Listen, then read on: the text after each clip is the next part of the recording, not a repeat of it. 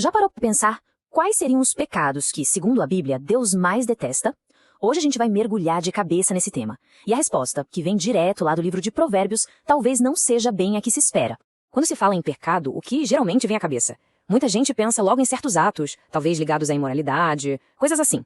Mas o curioso é que quando a gente olha para essa fonte específica, a lista é bem outra. O foco dela é em algo bem diferente. A fonte da nossa análise hoje é Provérbios capítulo 6. E o que chama atenção logo de cara é que o foco não tá tanto em atos isolados, sabe? Mas sim em questões de caráter e principalmente em como a gente trata as outras pessoas. Vamos tentar entender essa lógica? Então, como a gente vai explorar isso? Primeiro, vamos entender o contexto dessa lista. Depois, vamos passar ponto a ponto, agrupando por temas para ficar mais fácil. O trio orgulho, mentira e violência. Depois, os planos que se formam lá no coração. Em seguida, a jornada do pensamento até a ação. E o grande finale, o pecado que é chamado de abominação. E para fechar, claro, a gente fala sobre a saída, a mensagem de perdão. O texto já começa com uma frase que prepara o terreno. 6 coisas o Senhor odeia, e a 7ª a sua alma abomina. Isso é uma técnica literária, sabe? Quase um crescendo. Já fica a dica de que o último item da lista não tá lá por acaso, não. Ele é o ponto alto, o mais grave de todos. Vamos lá, começando pelo primeiro grupo de pecados. São 3 atitudes que têm uma coisa em comum, um poder de destruir enorme, tanto por dentro quanto por fora. O primeiro é o orgulho, descrito na passagem como olhos altivos. E aqui não se trata de autoconfiança, não. É aquela atitude de superioridade, de olhar para as pessoas de cima para baixo, sabe? É uma visão totalmente distorcida do próprio valor, que acaba diminuindo o valor dos outros. E a gravidade que a fonte dá para isso é impressionante. O orgulho não é visto como um defeitinho qualquer. É visto como a semente de todo mal. É apontado como o pecado original, aquele que teria levado à queda de Lúcifer, que se julgou igual ou até superior a quem o criou. O segundo pecado da lista é a mentira. A lógica aqui é bem direta. Se Deus é a verdade em pessoa, então a mentira é o seu oposto absoluto. É uma afronta direta à natureza divina e, segundo a fonte, seria o idioma de Satanás, o pai da mentira.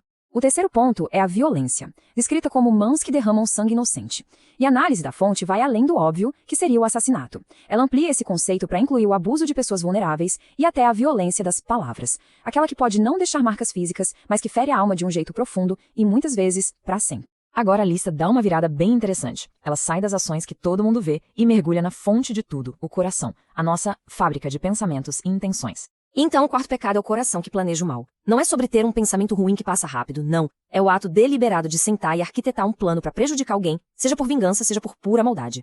E aqui tem um detalhe fascinante que vem do hebraico original. A palavra usada para descrever essa maldade, avém, não é só um conceito abstrato. Ela está ligada a uma reação física, a de ficar ofegante, sem fôlego. Pensa na adrenalina da raiva, o coração disparado. É essa imagem. O pecado aqui é essa tempestade interna, essa energia toda gasta para planejar o mal.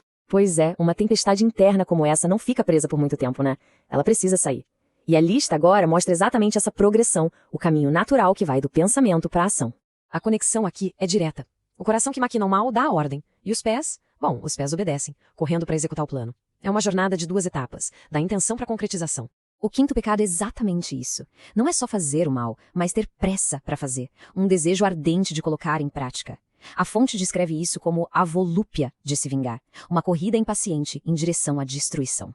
Em sexto lugar, vem o falso testemunho. E atenção, este é um tipo bem específico de mentira. Não é mentir para se proteger, é mentir para destruir uma pessoa inocente. É usar a palavra, que é uma ferramenta sagrada, para acusar, condenar e arruinar a vida de alguém. E para ilustrar o dano da calúnia, a fonte traz uma imagem muito, muito forte. Diz que é como rasgar um travesseiro de penas no alto de um prédio. Depois que o vento espalha tudo, é impossível juntar de volta. A reputação de alguém fica manchada, a dúvida é plantada, e mesmo que a verdade venha à tona depois, o estrago já foi feito. E agora a gente chega ao topo da montanha, ao 7º e último item. Lembra do 6 mais 1? Pois é. O texto guardou para o final aquilo que não chama apenas de odiado, mas de abominação. É o ápice. O pecado que, nesta hierarquia, ocupa o primeiro lugar. E o que seria essa abominação? É a pessoa que semeia discórdia entre irmãos. Mas por que isso é o pior de tudo? Pensa bem, os outros pecados destroem indivíduos, mas este aqui destrói a comunidade. Ele ataca o coração do que significa viver em harmonia, a confiança, o amor, a unidade. É aquela pessoa que com uma fofoca aqui, uma insinuação ali, age como um veneno, quebrando laços e transformando amigos em inimigos. É um ataque direto à própria ideia de comunhão. A imagem de semear é muito poderosa. Começa com algo pequeno, quase invisível, como uma semente. Um comentário maldoso sussurrado, uma fofoca plantada ali no terreno fértil da dúvida. Debaixo da terra, longe dos olhos, essa semente cria raízes de amargura e desconfiança. E quando a gente menos espera, ela brota. Se torna uma árvore enorme de conflito, cujos frutos amargos são a divisão e a dor. Ok, a lista é pesada, não dá pra negar. Mas a boa notícia, e a parte mais importante, é que a mensagem não para na condenação. Muito pelo contrário. A fonte faz questão de mostrar que mesmo diante da gravidade de tudo isso, a porta não está fechada. Existe um caminho de volta, uma chance de perdão e de recomeço.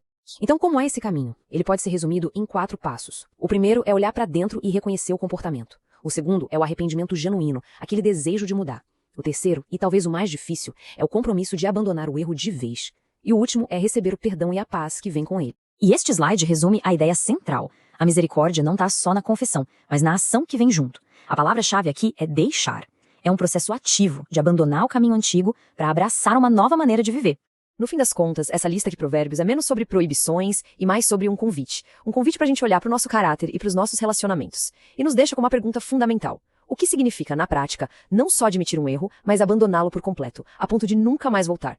Uma reflexão para a jornada de cada um.